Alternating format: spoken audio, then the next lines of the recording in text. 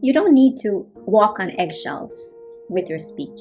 What we all need is a mindset shift. And when that intention is super clear, then you lead with your heart.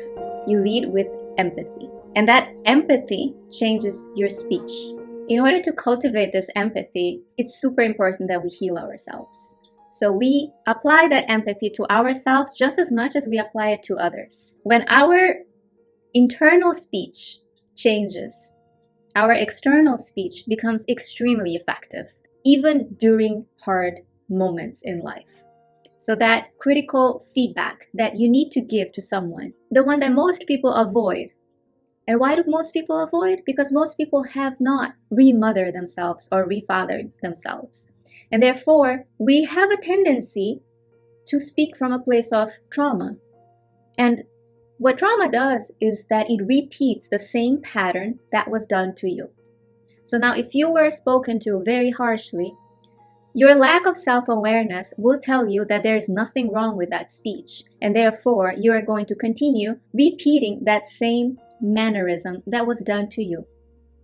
Too many times, too many people have been destroyed by words of someone that have been careless with their speech. Words have so much power. The power to uplift or the power to destroy. And it's not that difficult once you make that an internal habit. So when you start speaking compassionately to yourself, you look in the mirror, or when you make a mistake, you're kind to yourself, that kindness will leak forward. Knowing the power of words, it's extremely important, especially when you hold a position of power. And we all hold a position of power in someone's life. From societal positions, like if you are the president of the country and your speech is not the most empathetic, the people under you suffers.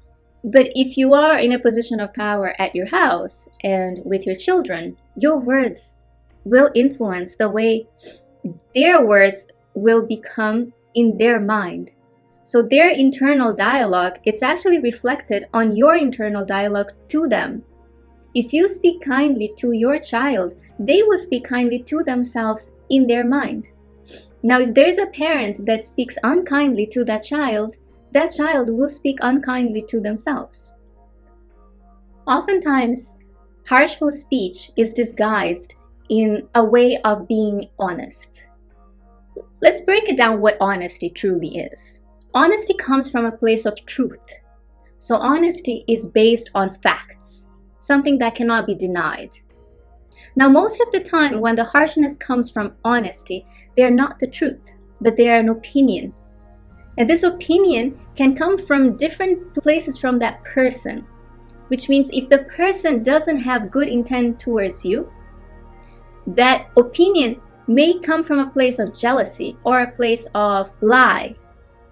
And now you carry their opinion for the rest of your life, while that opinion was never the truth. So it's super important for all of us to discriminate what feedback truly is and what criticism is.